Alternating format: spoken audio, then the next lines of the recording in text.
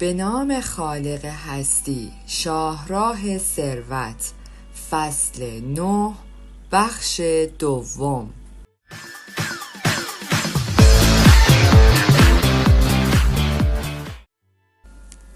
قبل از اینکه خواندن کتاب را آغاز کنم، میخواستم به خاطر گوش کردن ویدیوهای قبلی از شما تشکر کنم و از شما همراهان عزیز کانال متاترون میخواهم در صورتی که کتاب مورد نظری میخواهید خوانده شود، در قسمت نظرات هم نظرات ارزشمندتان را، همین که اسم کتابی را که می‌خواهید خوانده شود به همراه نویسنده آن برای ما کامنت کنید. در صورت امکان حتما خوانده می‌شود. امیدوارم تا اینجا توانسته باشم نقشی در اصلاح سبک مالی شما عزیزان ایفا کرده باشم. با تشکر کانال متاترون لطفاً لایک فراموش نشود. طی آزمایشی که در سال 1966 توسط رابرت روزنتال و لنون جاکوبسون اساتید دانشگاه هاروارد انجام شد، به معلم‌ها گفتند برخی از دانش آموزان کلاس‌هایشان نابغه هستند. گرچه نابغه نبودند، تقریباً در تمام موارد همان دانش آموزان به صورت استثنایی نمرات بالایی گرفتند. به عبارت دیگر، محققان کشف کردند این درک معلم از هوش کودک است که بالاترین تأثیر را در فرایند یادگیری او دارد. در دنیای سرمایه گذاری به این پدیده جانبداری و در روابط نژادی به آن تعصب میگویند. این نمونه است از تأثیر نورون‌های آینه‌ای. به زبان ساده، مقصود از نورون‌های آینه‌ای این است که مغزهای ما مثل فرستنده‌ها و گیرنده‌های تلویزیونی عمل می‌کنند. هرچند که ما به صورت فیزیکی با هم گفتگو نکنیم، مغزهایمان در سطحی بسیار عمیق با هم ارتباط برقرار می کنند.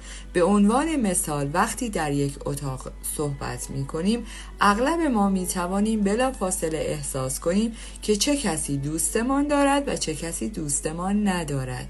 گرچه چیزی بیان نشده باشد، این بدترین قسمت است.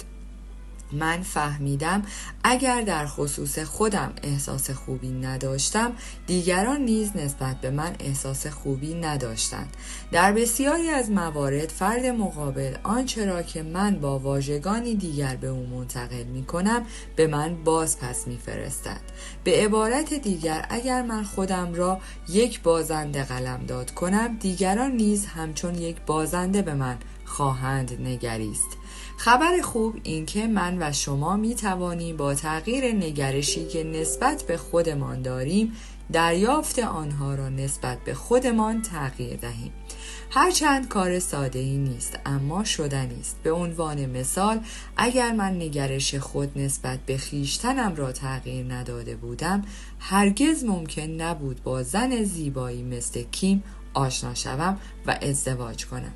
با شخصی همچون دونالد ترامپ رابطه دوستی برقرار کنم و یا از امنیت مالی برخوردار باشم. اگر آگاهانه نگرش خود را تغییر نداده بودم، احتمالاً پسری خجالتی، چاق و فقیر بودم که انگلیسی را با لهجه پیجین صحبت می‌کرد. گرچه از مدرسه خیلی خوبی فارغ التحصیل شدم، اما آنجا را در حالی ترک کردم که احساس می کردم فرد باهوشی نیستم. هنگام ترک مدرسه احساس می کردم انسانهایی هستند که من هرگز نمی توانم به اندازه آنها باهوش باشم. من همیشه متوسط بودم. در مصاحبه های استخدام نخستین پرسش ها این بود که در کدام مدرسه تحصیل کردم و آیا فوق لیسانس دارم یا نه. اگر فوق لیسانس داشتم، از شانس بهتری برای استخدام برخوردار بودم. هرچند که در دنیای کسب و کار بودم، اما همچنان وضعیت مثل کلاس درس بود. در اینجا هم هوش مغز چپی‌ها حاکم بود. در سال 1974 زمانی که در شرکت زیراکس کار می کردم و تعهد کرده بودم که مدرک فوق لیسانس مدیریت بازرگانیم را بگیرم، شروع کردم به تحقیق در خصوص مغز و شیوه های متفاوت یادگیری و تدریس، به دنبال راهی برای پیروزی بر مبنای شرایط خودم بودم، نه شرایط دیگران. من که در خانواده معلم‌های مدرسه بزرگ شده بودم، فهمیدم معیار موفقیت عبارتند از مدرسه‌ای که یک فرد در آن تحصیل کرده و شمار مدارج پیشرفته‌ای که به کسب آنها نایل گشته است. در دنیای کسب و کار نیز کمابیش همین وضعیت حکم‌فرما بود. در اغلب شرکت‌های بزرگ کارمندان خواستار کسب اعتبار و شهرتی هستند که با مدارج پیشرفته از دانشگاه‌های معتبر همراه است. به عبارت دیگر، فارغ التحصیل‌های دانشگاه آیولینگ بهتر از فارغ التحصیل‌های دانشگاه‌های ایالتی هستند و آنها نیز بهتر از کسانی هستند که از کالج فارغ التحصیل شده‌اند. در دنیای شرکت‌های بزرگ، دانشگاه‌هایی که در آن تحصیل می‌کنید می‌تواند شغل بهتری را برایتان رقم بزند. همینطور عنوان بهتر و درآمد بهتر. این معیار موفقیت شماست. از آنجا که من با پدر پولدار معاشرت داشتم، می‌دانستم معیار او برای موفقیت عبارت بود از مقدار پولی که به دست می آورد، کسانی که با آنها اوقاتش را سپری می کرد، آزادی انتخاب برای کار کردن یا کار نکردن و تعداد شغل‌هایی که ایجاد می کرد. فهمیدم بهتر است برای خودم مشخص کنم که قصد دارم معیار موفقیت چه کسی را مبنای زندگیم قرار دهم، چون فکر نمی کردم بتوانم در بازی پدر بی پولم یعنی دانشگاه و شرکت‌های بزرگ برنده شوم. فکر کردم در بازی پدر پولدارم شانس بهتری برای برنده شدن دارم. در همین زمان بود که دوران تحصیل حقیقی من آغاز گشت. تصمیم گرفتم همچون پدر پولدارم یک کارآفرین و سرمایه گذار املاک شوم. میدانستم که در این حوزه ها شانس بهتری دارم، چون اغلب دانش آموزان ممتاز کارمند هستند و به دنبال شغل‌هایی با حقوق بالا و سرمایه گذاری در دارایی‌های کاغذی همچون سهام، اوراق قرضه و صندوق‌های مشترک سرمایه گذاری هستند. از آنجا که من دانش آموز ضعیفی بودم، فهمیدم اگر می‌خواهم راه و رسم برنده شدن را یاد بگیرم، نیاز دارم از هر سه مغزم استفاده کنم، نه فقط مغز چپم. اینها پرسش هایی هستند که شما باید پاسخ بدهید. معیار شما برای موفقیت چیست؟ شما در چه زمینه‌ای بهترین شانس را برای موفقیت دارید؟ آیا مغز شما هم تحت آموزش برنده شدن است؟ آیا مغزهای شما همه با هم کار می کنند یا اینکه هر یک بر ضد شما در فعالیت هستند؟ 2 کمبود. طی سالیان متمادی دریافتم مردم در رابطه با پول با 2 کمبود زیر مواجه هستند. 1. مدارس ما در رابطه با پول مطالب چندانی آموزش نمی دهند. حتی یک دانش آموز ممتاز مدرسه را در حالی ترک می کند که در خصوص پول معلومات بسیار ناچیزی دارد. از همه مهمتر، بنا به یافته‌های اخیر در خصوص نورون‌های آینه‌ای، اغلب ما مقوله پول را از کسانی می‌آموزیم که فاقد هوش مالی هستند. به همین دلیل است که بسیاری از مردم آرمان‌های متوسطی دارند، همچون زندگی در سطحی پایین‌تر از امکاناتشان، پس‌انداز کردن پول و نداشتن بدهی. 2. مدارس ذهن نیمه هوشیار را تقویت نمی کند. در حقیقت مدارس برای اینکه به دانش آموزان انگیزه بدهند، به جای آموزش به عامل ترس تکیه می کند. آنها به جای آموزش تهدید می‌کنند، به جای نوآوری تقلید می‌کنند، به جای ترغیب دانش آموزان آنها را به خاطر اشتباهاتشان تنبیه می‌کنند، به جای اینکه افکار بزرگتری داشته باشند محتاطانه عمل می‌کنند، به جای گفتن چیزی که فرد نیاز به شنیدنش دارد چیزی را می‌گویند که فرد خواستار شنیدنش است. همین دو عامل موجب می شود بسیاری از مردم زمانی که باید بفروشند بخرند، زمانی که باید خرج کنند صرفه جویی کنند، زمانی که باید صرفه جویی کنند خرج کنند، در موقعیتی که باید شجاع باشند بترسند و در موقعیتی که باید بترسند از خودشان شجاعت به خرج دهند. نمونه ای از رفتارهای مغزی یک ذهن هوشیار لگام گسیخته، کنترل نشده، غیر عقلانی و به لحاظ مالی احمقانه از این قرارند: 1.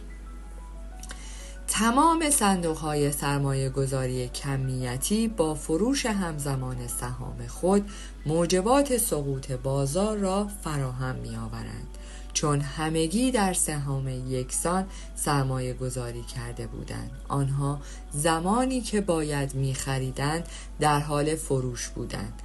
وحشتی برخاسته از مغز نیمه هوشیار بر آنها مسئولی می‌گردد. افراد از ترس اینکه متفاوت از دیگران عمل کنند به کپی کردن و تقلید روی می‌آورند تا مثل دیگران باشند، نه اینکه با تفکری متفاوت از خودشان خلاقیت به خرج دهند و ریسک کنند. 2. وقتی حقوق افراد اضافه می‌شود یا پولی به دستشان می‌رسد، اغلب به جای اینکه با آن بدهی بد خود را پرداخت کنند آن را خرج می‌کنند، چون احساس خوبی به آنها دست می‌دهد. مرد محترمی را می‌شناسم که حدود $1,000,000 از والدینش به ارث برد. بلافاصله خانه‌ای بزرگ و 2 اتومبیل به صورت اعتباری خرید. خوشحالی و شعف او به جای اینکه وی را از بدهی بد برهاند او را گرفتار بدهی بیشتری کرد. امروز او هیچ پولی ندارد و سعی می کند حداقل خانه‌اش را از دست ندهد. 3.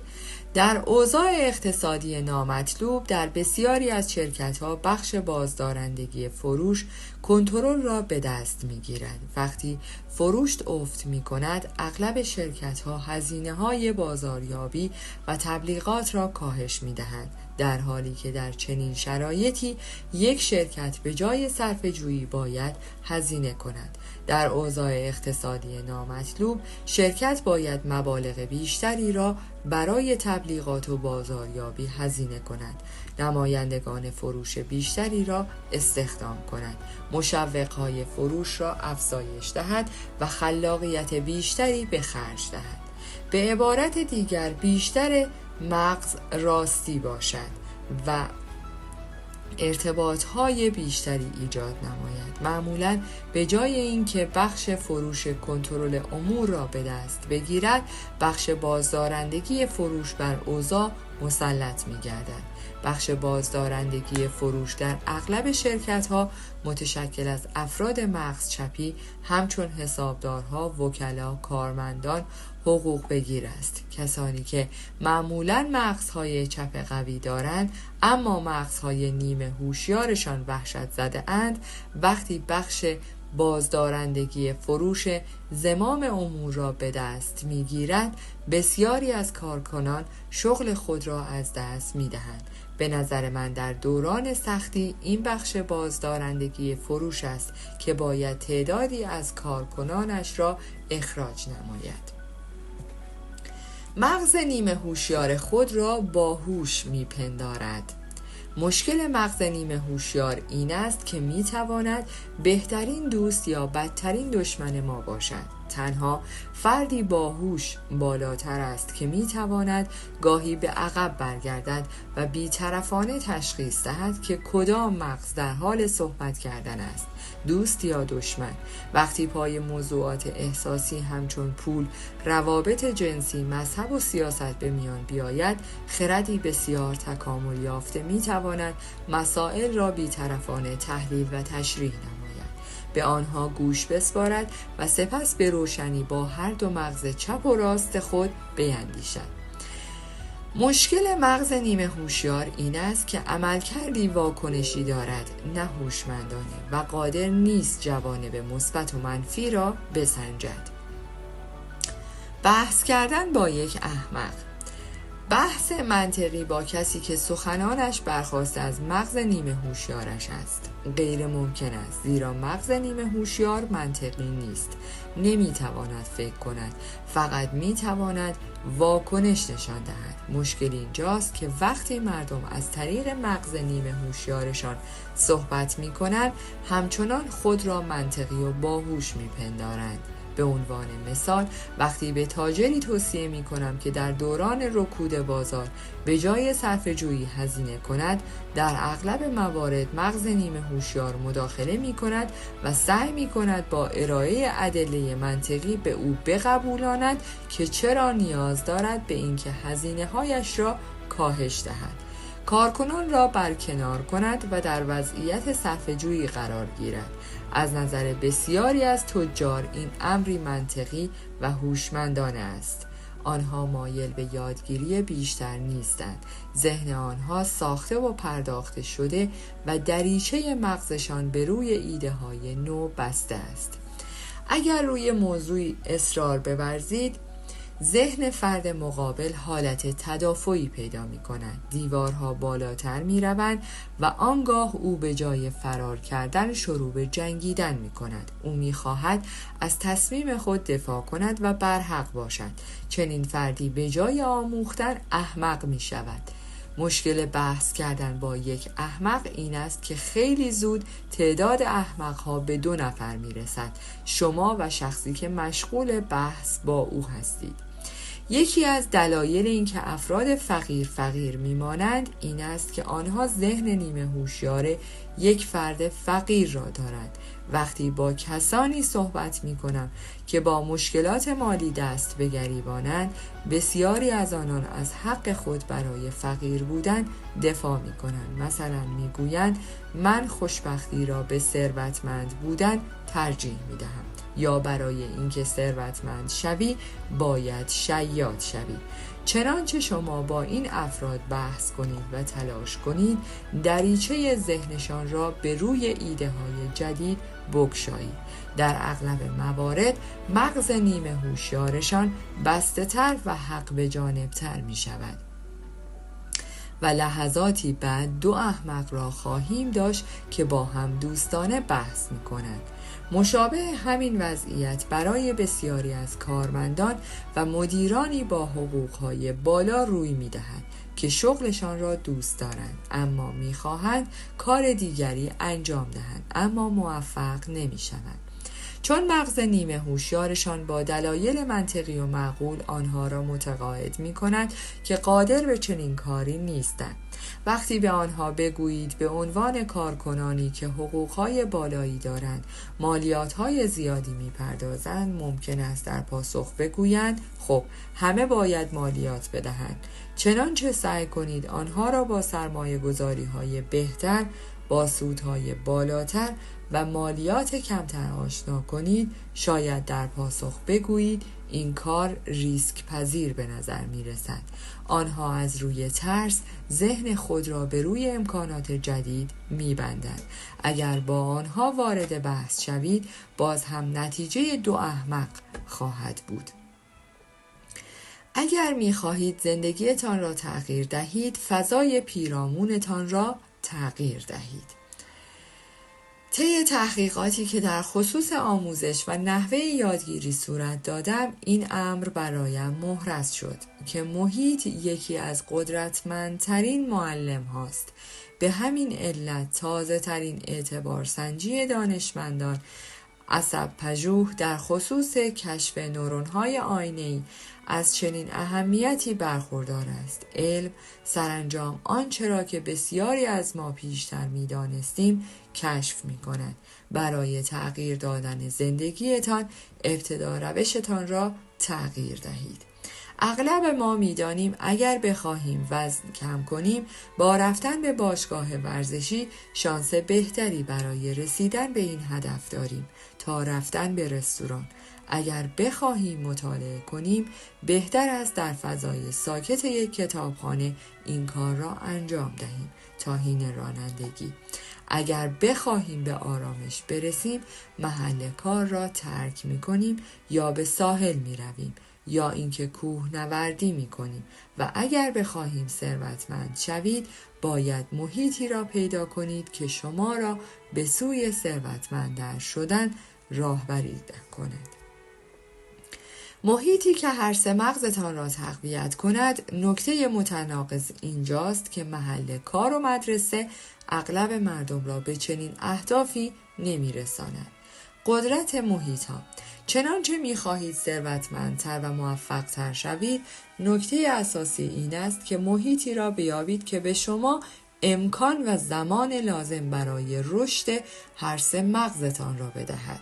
در سال 1974 دریافتم که دانش آموزان ممتاز هرگز مرا استخدام نخواهند کرد. به عنوان مثال یک پزشک یا وکیل هرگز مرا استخدام نمی کنند، چون پزشکان و وکلا نیاز به کسانی دارند که از هوش علمی و حرفه‌ای برخوردار باشند. یک پزشک نیازی به پرستار دست و پا چلفتی ندارد. همینطور یک وکیل برای خدمات حقوقی فردی بی کفایت را استخدام نمی کند. از آنجا که من دانش آموز ضعیفی بودم نیاز داشتم راهی پیدا کنم تا یک دانش آموز ممتاز را به استخدام خود درآورم. در همین زمان بود که تصمیم گرفتم مثل پدر پولدارم کارآفرین و سرمایه گذار املاک شوم، نه مثل پدر بی پولم که دانش آموزی ممتاز و یک معلم مدرسه بود. من کارآفرینی و سرمایه گذاری املاک را انتخاب کردم زیرا در یادگیری کند هستم و می دانستم برای رشد نیاز به زمان بیشتری دارم. من قصد نداشتم به سرعت ثروتمند شوم. من به دنبال محیطی بودم که برایم مناسب باشد، فضایی که می توانستم در آن زمان بسیاری صرف یادگیری آهسته نمایم. دلیل مهم دیگر من برای کارآفرین شدن این بود که می‌خواستم به این وسیله خود را در احاطه انسان‌های باهوش قرار دهم. من می‌دانم که فاقد هوش زبان شناختی و ریاضی هستم. به همین دلیل به این افراد به عنوان اعضای گروه هم نیاز دارم. من هنوز یک نویسنده متوسط هستم. ریاضیاتم در حد متوسط است و به سختی از جزئیات سر در می‌آورم. در حوزه ورزش می دانستم که در ورزش‌های تیمی مثل فوتبال، راگبی و قایقرانی عملکرد بهتری دارم. من به خوبی از عهده ورزش‌های انفرادی مثل گلف یا تنیس بر نمی آیم. با آگاهی از این حقایق فکر کردم روش منطقی تر برای من این است که فضای پیرامونم را با انسان‌های باهوشی که در عین حال کار کردن در یک تیم کار می کنند و دوست دارند احاطه نمایم. من به سختی به این موضوع پی بردم که افراد باهوش در کارهای گروهی عملکرد خوبی ندارند و به همین دلیل است که در مدرسه عالی هستند و آزمونها را به تنهایی انجام می دهند. من در دنیای کسب و کارم هر روز آزمون می دهم، اما نه به صورت فردی. من در دنیای کسب و کارم آزمون‌ها و مشکلاتم را به کمک تیمی از افراد باهوش حل می‌کنم. به عبارت دیگر نبوغ من در یک گروه فعال می‌شود. برای افراد دیگری از جمله تایگر ونز نبوغ در فردیت شکوفا می‌شود. پرسش این است شما به صورت انفرادی بهتر عمل می‌کنید یا در یک تیم؟ کارها را به شیوه خودتان انجام دهید. مقصود من این نیست که باید یک کارآفرین یا سرمایه گذار املاک شوید. من به شما نمیگویم مثل من عمل کنید. من میگویم میتوانید فضای آموزشی خلق کنید که فرصتهای بیشتری برای پیروزی مالی در اختیارتان قرار دهد. برای نیل به موفقیت فضا و روش خودتان را پیدا کنید. به عنوان مثال، اگر فکر می کنید که می توانید یک گلف باز حرفه‌ای شوید، بدیهی است باید وقت بیشتری را برای شرکت در دوره‌های آموزشی گلف صرف کنید تا نورون‌های آینه‌ای مغزتان با بهترین گلف بازانی که می توانید بیابید این بازی را فرا بگیرند. کشف نورون‌های آینه‌ای در مغز از این جهت برای ما حائز اهمیت است که از سال 1974 بخش اعظم وقتم را با کارآفرینان و سرمایه‌گذاران املاک سپری کردم. من همواره در جستجوی فرصت‌هایی برای همکاری با کارآفرینان بزرگ و سرمایه‌گذاران املاک هستم. به همین دلیل بود که نوشتن کتابی با دونالد ترامپ در سال 2006 برایم چنین اهمیتی داشت. موضوع مهمتر از این کتاب فرصت بی‌نظیر یادگیری از طریق نورون‌های آینه‌ای بود که همنشینی با مردی بزرگ برایم فراهم می‌آورد. وقت گذراندن با ترامپ چشمانداز من از کسب و کار، زندگی و معیارهای زندگی را به سطح کاملا جدیدی ارتقا داد. تقریبا مثل همان وقتی که در 9 سالگی از آن پل عبور کردم و به خانه‌های دوستان ثروتمندم راه یافتم. یافتن محیط خودتان. امروز بسیاری از دانشکده‌های بازرگانی از من تقاضا می‌کنند در کلاس‌های کارآفرینی آنها سخنرانی کنم. پرسشی که دانش آموزان معمولاً در رابطه با هوش مالی شماره 1 کسب پول بیشتر مطرح می‌کنند این است: سرمایه‌گذاران را چگونه پیدا کنم یا از چه راهی پول تأمین کنم؟ من به این پرسش را درک می کنم، زیرا این پرسشی بود که وقتی امنیت کار کردن در شرکت زیراکس را رها کردم و کارآفرین شدم ذهنم را مشغول می کرد. در آن زمان هیچ پولی نداشتم و هیچ کس نمی خواست با من سرمایه گذاری کند. مؤسسات پولی عظیم تمایلی به همکاری با من نداشتند. پاسخ من به دانشجوی رشته بازرگانی این است: فقط اقدام کنید. شما این کار را انجام می دهید چون گزینه دیگری ندارید. اگر این کار را انجام ندهید نمی توانید وارد دنیای کسب و کار شوید. امروز هرچند که من پول کافی دارم، اما تنها کاری که می کنم جمع‌آوری سرمایه است. این همان کاری است که دوستم دونالد ترامپ انجام می دهد. کار او گردآوری سرمایه است. این نخستین کار یک کارآفرین است. ما کارآفرینان از 3 گروه از مردم سرمایه جمع می کنیم. آنها عبارتند از مشتریان، سرمایه گذاران و کارکنان.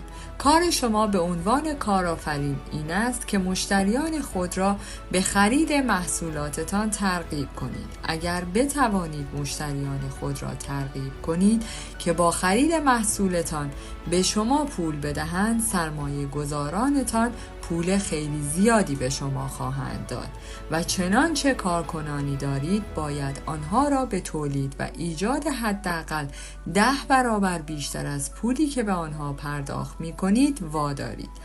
اگر نتوانید آنها را وادار سازید که 10 برابر بیشتر از پولی که از شما می گیرند تولید کنند، از عرصه تجارت حذف می شوید و در این صورت دیگر نیازی به جمع‌آوری پول بیشتر نخواهید داشت. پرواضح است که این پاسخ مورد انتظار دانشجویان رشته مدیریت بازرگانی نیست. اغلب آنها در جستجوی فرمولی جادویی هستند، دستورالعملی سری یا نقشه‌ای تجاری برای ثروتمند شدن سریع. بسیاری از اساتید دانشکده‌های بازرگانی قادر نیستند راه حل‌های درست ارائه دهند، چون اغلب آنها کارآفرینی را تدریس می-کنند در حالی که خودشان کارآفرین نیستند.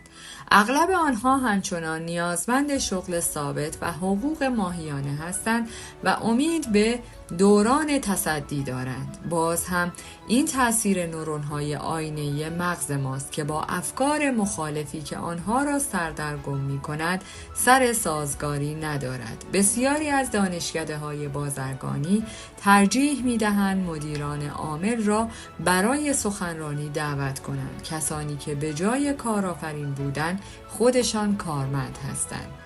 چشم‌ها گویای حقیقت هستند. وقتی دیدگاه‌های خود را در خصوص نحوه تأمین سرمایه شرح می‌دهم، به چشم‌های دانشجویان می‌نگرم و در 70 تا 90% آنها ترس را می‌بینم. چشم‌هایشان سرد و بیروح می‌شوند و نفسشان به شماره می‌افتد. خون از مغزهای چپ و راست آنان جریان پیدا کرده و وارد مغز اولیه، یعنی قدیمی ترین بخش مغز نیمه هوشیار شده است. در مقابل 10% از دانشجویان کلاس لبخند به لب دارند. آنها پاسخ مرا دوست دارند.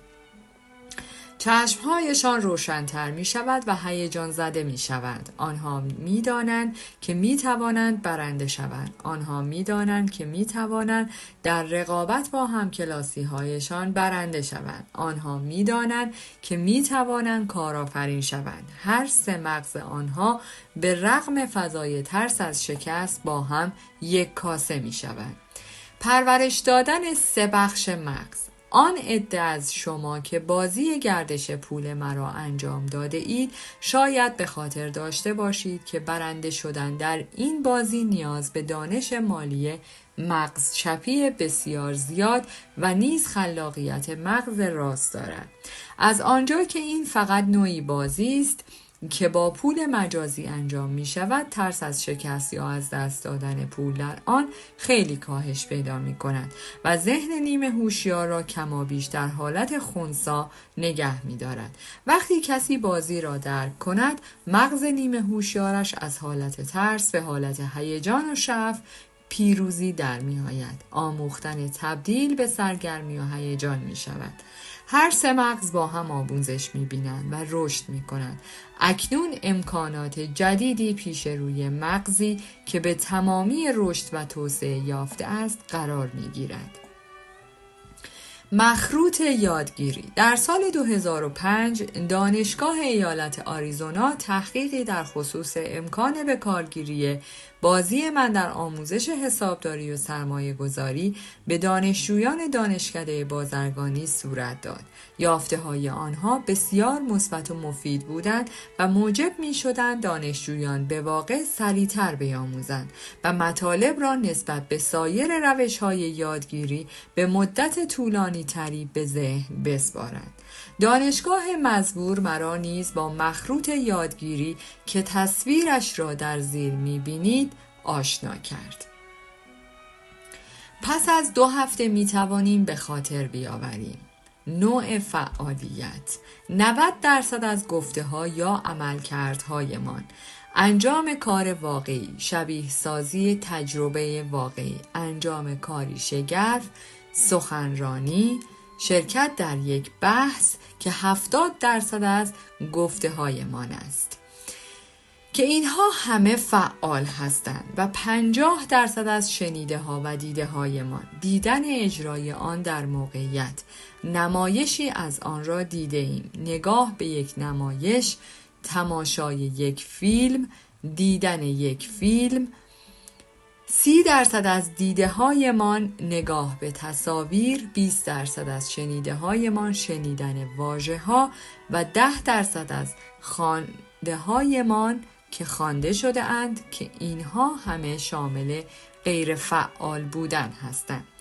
دومین روش برتر یادگیری. همانطور که می توانید از نمودار بالا حدس بزنید، بدترین شیوه یادگیری در وهله نخست خواندن و بدترین شیوه یادگیری بعدی شنیدن یک سخنرانی است که از قضا محبوب ترین روش‌های آموزش در مدارس سنتی به شمار می روند. در رأس مخروط انجام کار واقعی مطرح می گردد. وقتی از دانشجویان مدیریت بازرگانی خواستم این نکته را در دنیای واقعی تجربه کنند، بسیاری از آنها بهت زده شدند. بدیهی است بین خواندن، گوش دادن به سخنرانی و بقا در دنیای واقعی فاصله هست. تحقیق دانشگاه ایالتی آریزونا نشان داد شبیه سازی ها و بازی ها درست در بطن زندگی حقیقی قرار دارند. این تحقیق مخروط آموزشی را تایید کرد و اینکه بازی ما دومین روش برتر برای آموختن در عرصه های منطقی مغز چپی آمیخته با خلاقیت مغز راستی در خصوص مدیریت پول، حسابداری و سرمایه گذاری است. به این ترتیب آموختن به جای اینکه مغز نیمه هوشیار را دچار وحشت کند، مفرح و الهام بخش می شود. دانشجویان احساس اعتماد به نفس بیشتری داشتند، قدرتمندتر بودند و بهتر می توانستند از آنچه آموخته بودند استفاده کنند. یافته های دانشگاه با یافته های من به عنوان یک معلم کارآفرین تطابق داشت. من فهمیدم دانشجویان با تمرکز روی 4مین هوش هاوارد گاردنر، یعنی هوش جسمی حرکتی، بیشتر، سریعتر و مفرحتر یاد می گرفتند و مطالبی که آموخته بودند مدت طولانی تری به ذهن می سپردند. ما برای اینکه توجه دانشجویان را به نکات متفاوت جلب کنیم در کنار سخنرانی بازی‌های متفاوتی نیز انجام می‌دادیم. من دانشجویان را به بازی و خطا کردن تشویق می‌کردم و در پایان بازی به مطرح کردن پرسش‌ها می‌پرداختیم. این نوع یادگیری بسیار تاثیرگذار بود، چون بازی‌ها هر سه مغز را درگیر می‌کردند. شرکت کنندگان بارها ناراحت، عصبانی یا غمگین می‌شدند. آنها اشتباهاتشان را دوست نداشتند. برخی از آنها بازی یا سایرین را مقصر می‌دانستند. احساساتی که همگی بخشی از یک فرایند، خواه در کلاس‌های من و خواه در زندگی واقعی هستند. وظیفه من به عنوان آموزش دهنده این بود که شرکت کننده را از سرزنش کردن و توجه به احساسات دور سازم و او را به یادگیری درسی که بازی آن را آموزش میداد سوق دهم. وقتی شرکت کنندگان درس‌های زندگی شخصی خود را از طریق بازی می‌آموختند، برخی از آنها با صدای بلند می‌خندیدند و می‌گفتند من نمی‌دانستم که در زندگی واقعی نیز همین کار را انجام می‌دهم. وقتی شناخت وجود داشته باشد، رابطه بین رفتار در بازی و رفتار در زندگی واقعی، شرکت کننده این فرصت را دارد که در صورت تمایل تغییراتی صورت دهد. در این لحظه از شناخت، همان لحظه بیداری در زندگی، هر سه مغز با هم کار می کنند. وقتی این امر رخ می دهد، شرکت کننده اغلب آماده یادگیری بیشتر و رشد است. اخیراً ماجرایی مربوط به موفقیت شگرف یکی از دانش آموزان در کانون پسرها و دخترها واقع در بخش بسیار فقیرنشین فونیکس رخ داد. تیمی از سوی شرکت من یک بار باشگاه گردش پول تأسیس کرد. در اینجا هم آموزش هوش مالی از طریق یک بازی قدرتمند، عمیق و متحول کننده زندگی بود. یکی از شرکت کنندگان ویژه دانش آموزی بود که نظام مدرسه او را ناتوان از یادگیری تشخیص داده و در کلاس مخصوص دانش آموزان کندذهن جای داده بود. پس از اینکه چندین بار بازی گردش پول را با دوستانش انجام داد، مهارت‌های خواندن و ریاضیات او به تدریج رو به بهبود گذاشت. او امروز در یک کلاس درس معمولی تحصیل می‌کند. این نمونه است که نشان می‌دهد هماهنگسازی سه بخش مغز در فضای یادگیری به صورت فعالیت‌های گروهی با همسن و سالها از چه قدرتی برخوردار است. محیط خود را تغییر دهید تا زندگیتان تغییر کند. برای من که یک کارآفرین آموزشی هستم، این امر محرز شد که محیط قدرتمندترین معلم هاست. من دریافتم که می توانم به افراد آموزش بدهم و آنها را مطلع سازم، اما اگر فرد به همان فضای پیشین خود بازگردد، تأثیر آنچه آموزش داده بودم از بین می رود. به عبارت دیگر، چنانچه همان فرد به فضای کاری برگردد که در آن افراد تنبیه می شدن و خلاقیت سرکوب می شد، آنچه به او آموخته بودم ارزش چندانی نداشت. محیط پیشین برنده می شد. ضرب المثلی قدیمی هست با این مضمون: اگر می دانستم به جایی می روم که در آن مرگ انتظارم را می کشد، به آنجا نمی رفتم.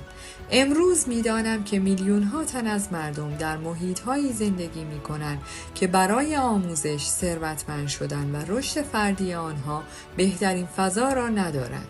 محیط های کار و زندگی آنها موجب افزایش هوش مالی و ثروت آنها نمی شوند. آنها به جای اینکه ثروتمندتر شوند، زندانیان دفاتر کار و خانه هایشان می شوند. اغلب مردم به جای اینکه در جستجوی موفقیت باشند، در فضاهایی زندگی می کنند که به محتاط بودن جایزه می دهند، نه به آزمون و خطا. اما به گفته پل تودر جونز، مؤسس شرکت سرمایه‌گذاری تودر، افراد از خطاهایشان می‌آموزند، نه از موفقیت‌هایشان. یافتن نبوغتان. افراد برای اینکه نبوغ خود را رشد دهند، باید محیطی را پیدا کنند که حامی رشد و پرورش نبوغ آنها باشد. به عنوان مثال، محیط تایگر وودز زمین گلف است. او به عنوان یک یوگی عملکرد خوبی نداشته است. دونالد ترامپ قدرت خود را در دنیای خشن املاک نیویورک پیدا کرد. این محیط او را به چالش کشید. درس‌های بسیاری به او آموخت و مهارت‌هایش را پرورش داد.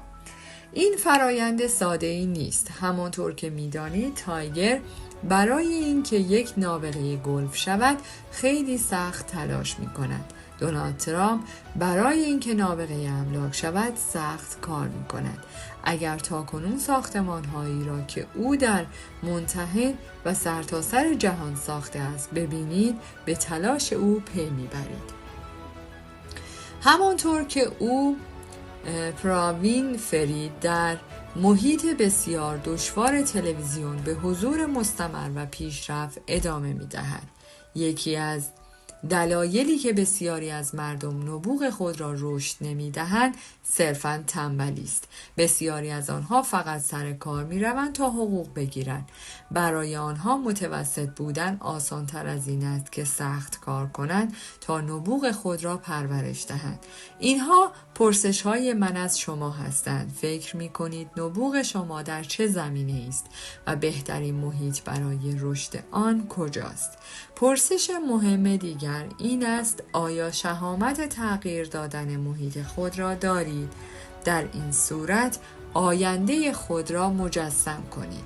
بسیاری از افراد در پاسخ به این پرسش‌ها خواهند گفت نمی‌دانند یا صرفاً نه. برای اغلب مردم راحتی و آسایش مهمتر از یافتن و پرورش نبوغشان است.